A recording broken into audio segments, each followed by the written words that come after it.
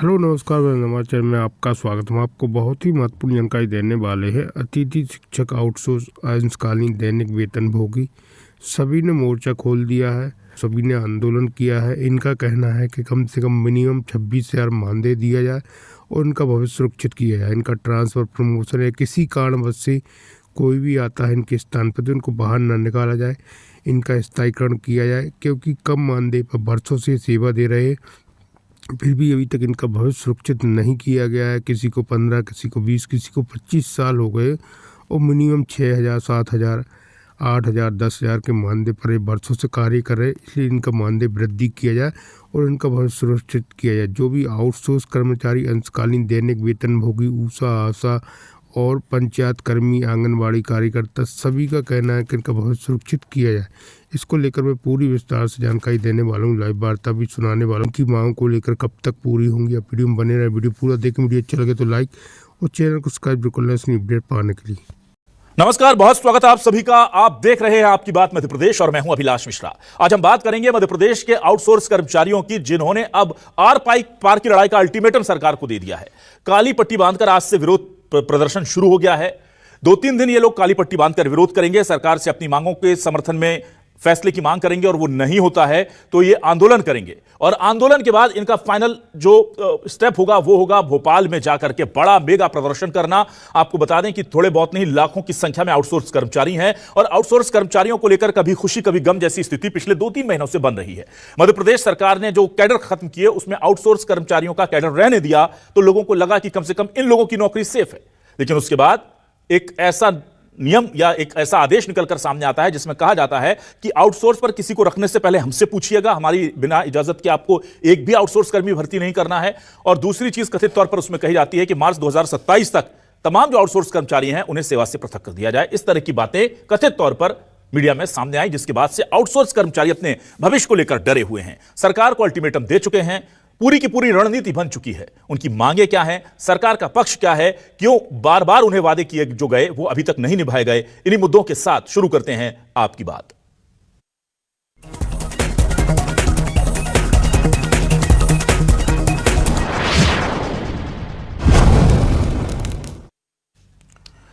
आइए सबसे पहले देखते हैं कि आउटसोर्स कर्मचारियों की मांगे क्या हैं और वो क्या कह रहे हैं। सबसे पहले ये सुनिए। काली पट्टी बांधकर आज सभी आउटसोर्स कर्मचारी विरोध जता रहे हैं और सरकार द्वारा हमारी मांगों पर संज्ञान नहीं लिया गया तो निश्चित ही 23 एवं 24 तारीख को राजधानी भोपाल में बड़ा प्रदर्शन करने की तैयारी है। और फिर भी सरकार द्वारा कोई संज्ञान नहीं लिया गया तो निश्चित ही अब की बार हम आर पार के लिए तैयार हैं। 23 और 24 तारीख को आंदोलन कर रहे हैं। सरकार से यही है कि सुन ले हमारी। कार्य में सुधार आएगा और शोषण बंद होगा और कर्मचारियों के वेतन में भी सुधार आएगा, जिससे घर परिवार अच्छा चलेगा। सैलरी वगैरह अभी तक नहीं आई। सैलरी नहीं आई? अभी तक नहीं आई। बिना सैलरी के काम कैसे?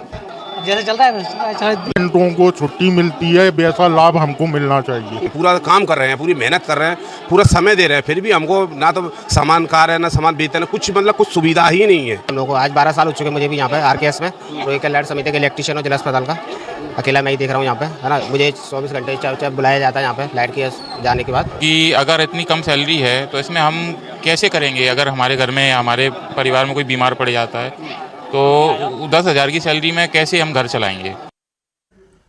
वहीं इस मुद्दे को लेकर कांग्रेस अब हमलावर है बीजेपी पर और कह रही है कि वो कर्मचारियों के साथ खड़ी है हर मुद्दे पर। उधर बीजेपी पलटवार कर रही है। बीजेपी कह रही है कि कर्मचारियों का हर हित का ध्यान बीजेपी की सरकार ने रखा है और आगे भी रखेंगे। दोनों के बयान सुनिए।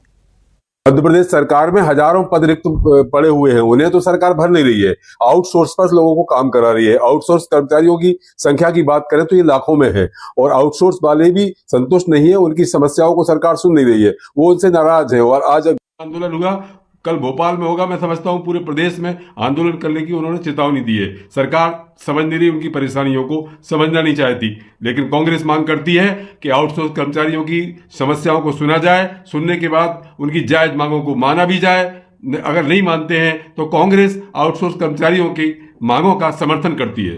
देखिए, मध्य प्रदेश सरकार कर्मचारी हितैषी है और कभी किसी के साथ अन्याय नहीं करने वाली सरकार है। सदैव हर वर्ग की चिंता करते हुए सदैव सरकार ने उचित और नीतिगत निर्णय लिए हैं और इस मामले में भी सरकार संज्ञान लेके आने वाले समय में एक निश्चित समय में निर्णय लेगी। लेकिन जो लोग इस पर राजनीति कर रहे हैं वे वही लोग हैं जब सरकार में आए थे मंत्रालय को दलाली का अड्डा बना दिया था। कर्मचारियों के वेतन की कितनी विसंगतियां थी उनकी सरकारों में। आज सरकार ने वेतन संबंधित विसंगतियों को भी दूर किया है और कर्मचारियों के जो हित हैं उनको भी कहीं ना कहीं पूरा करते हुए सरकार ने इस दिशा में कदम उठाए। और आइए अब देखते हैं आज के सवाल क्या हैं। सवाल लेकर आ रहे हैं आपके सामने। आज के सवाल हमारे ये रहे आपके टेलीविजन स्क्रीन पर। आउटसोर्स कर्मी का आक्रोश पनपा, प्रदेश व्यापी आंदोलन का खाका बना। जी हां, बन चुका है ये पूरा का पूरा प्लान। समान काम के लिए समान वेतन क्यों नहीं मिलता? सालों पहले किया वादा कब होगा पूरा? कांग्रेस बोली कर्मचारियों के साथ है पार्टी, बीजेपी बोली हर जायज मांग पूरी होगी। एमपी में आउटसोर्स कर्मचारियों का फाइनल अल्टीमेटम, लाखों कर्मचारियों ने शुरू की आखिरी जंग। ये कह रहे हैं इस बार आर पार की लड़ाई है। अभी आपको हमने सुनाया ये भोपाल में 23 और 24 तारीख को बड़ा प्रदर्शन करेंगे और जाहिर सी बात है कि ऐसे में अब सरकार के ऊपर भी थोड़ा ना थोड़ा दबाव होगा, क्योंकि लाखों की संख्या कर्मचारियों की है, आउटसोर्स कर्मचारियों की। और उससे भी इंपॉर्टेंट ये कि कोई विभाग ऐसा नहीं है जो बिना इनके चल जाए।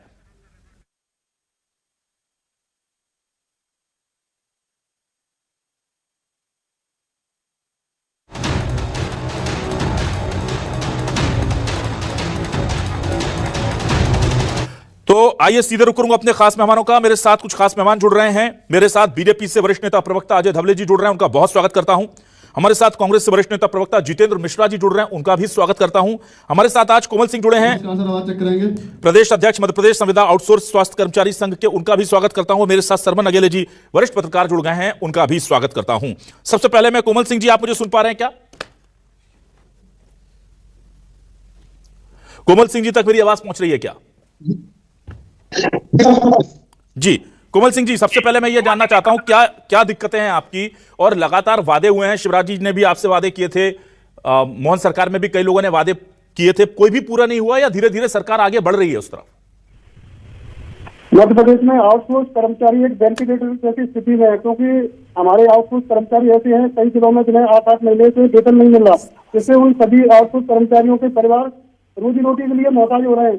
एक तरफ मध्य प्रदेश की सरकार एवं केंद्र की सरकार भारत को सशक्त भारत बनाने की बात कर रहे हैं, दूसरी तरफ जो 12-12, 14 घंटे अस्पतालों में रीट के अड्डी की तरह सेवा दे रहे हैं। माफी चाहेंगे कोमल जी, बोलिए। महीनों महीनों तक उनको वेतन नसीब नहीं हो रहा है। तो ऐसी स्थिति में आउटसोर्स कर्मचारी मरने की नौबत की स्थिति में है, क्योंकि न तो उनकी 20 सालों से जो स्वास्थ्य के क्षेत्र में अन्य क्षेत्रों में जो सेवाएं दे रहे हैं निरंतर, उनकी स्थिति को लेकर सरकार बिल्कुल गंभीर नहीं है। इसलिए मजबूर होकर हमने आंदोलन की राय पर जाने के लिए निर्णय लिया है। ठीक है, चलिए मैं ये पूरा मामला लेकर जितेंद्र जी आपके पास आ जाता हूं। जितेंद्र जी, क्या कहेंगे आप? ये लंबी लड़ाई है, अभी तक मांगे पूरी नहीं हुई हैं और अब ये फाइनल जो प्रदर्शन है या जो अपनी मांगों को लेकर के इनका आंदोलन है उसकी रणनीति बना चुके हैं।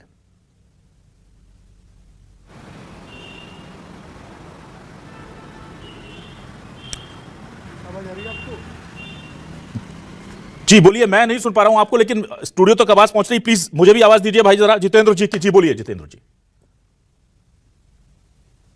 देखिए, मध्य प्रदेश में इस तरीके के हालात है अभिलाष जी, आपसे छिपे हुए नहीं है।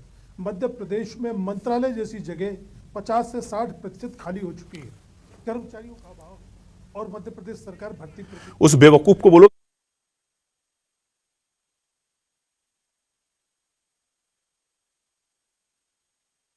जितेंद्र जी, आपकी आवाज में कुछ दिक्कत है, मैं दोबारा आपके पास आऊंगा। इस बीच में मैं जल्दी से अजय धवले जी आपके पास आता हूं। अजय धवले जी, आउटसोर्स कर्मचारियों का जो मैटर है, ये तो देखिए पहले भी हम सुन चुके हैं कि वादे आप लोगों ने किए हैं, नियमित किए जाएंगे तमाम। शिवराज जी ने बाकायदा एक महापंचायत बुला करके कहा था, और संविदाओं के साथ साथ आउटसोर्स कर्मचारियों के हितों का ध्यान रखने के और इनकी नौकरी के स्थायीकरण की बात भी कही थी, पर वैसा हो नहीं पा रहा।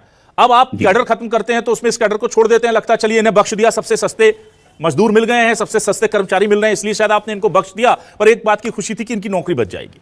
फिर एक ऑर्डर आता है जिसमें लिखा होता है कि मार्च 2027 तक ये सारे जो आउटसोर्स कर्मचारी हैं इनके पद खत्म कर दिए जाएं और नए कोई भी आउटसोर्स कर्मचारियों की भर्ती बिना वित्त विभाग की अनुमति के ना की जाए।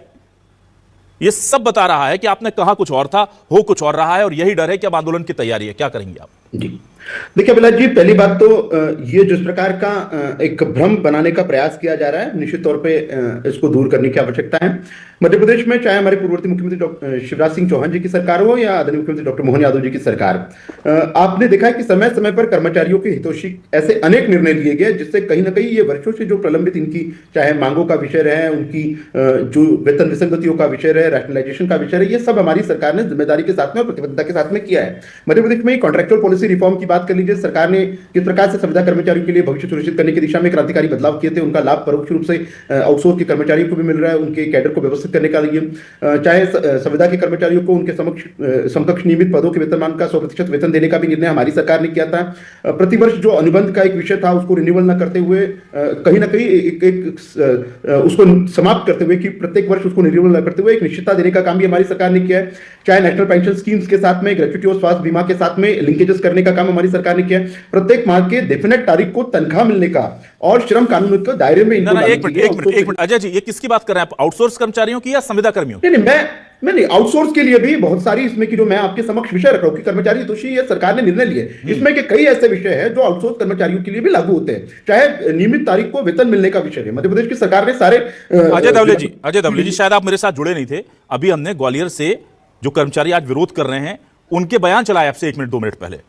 अभी तक सैलरी नहीं मिली अजय जी, अभी तक सैलरी नहीं मिली उन्हें। कितनी तारीख है? आधा महीना निकल गया, आप कह रहे हैं कि सैलरी नियमित समय पर मिल रही है। जी देखिए अभिलाष जी स्पेसिफिक उदाहरणों को कोट करके यदि हम सरकार की पूरी पॉलिसी पे ही प्रश्न चिन्ह खड़ा कर दे तो अपने आप में बेमानी होगा। मैं आपके समक्ष एक पूरा विस्तृत खाका रख रहा हूं। मध्य प्रदेश में 3 लाख से अधिक आउटसोर्स के कर्मचारी विभिन्न विभागों में, प्राधिकरणों में, निगमों में, आयोगों में, मंडलों में कार्यरत है। उन सभी के लिए सरकार का किस प्रकार का एक रैशनलाइजेशन का फॉर्मूला रहे, उनको समान काम के लिए समान वेतन के लिए सरकार ने इनके साथ में कई बार चर्चा की है। और निश्चित रूप से आप देखेंगे एक उसमें का मध्य मार्ग निकाला था कि ये जो इनकी एजेंसीज थी जिनके माध्यम से इनका रिक्रूटमेंट होता है, उनको भी कहा था कि जो स्किल्ड लेबर है वो अनस्किल्ड लेबर है या सेमी स्किल्ड है, इनके लिए किस प्रकार से वेतनमान को डिफरेंशिएट करना रहे, फिर इनका जो एक निर्धारित तारीख को वेतनमान मिले, इसके लिए सरकार ने प्रयत्न किए और उनके लिए भी विभागों के साथ में तालमेल बिठाकर वो काम करने का प्रयास किया।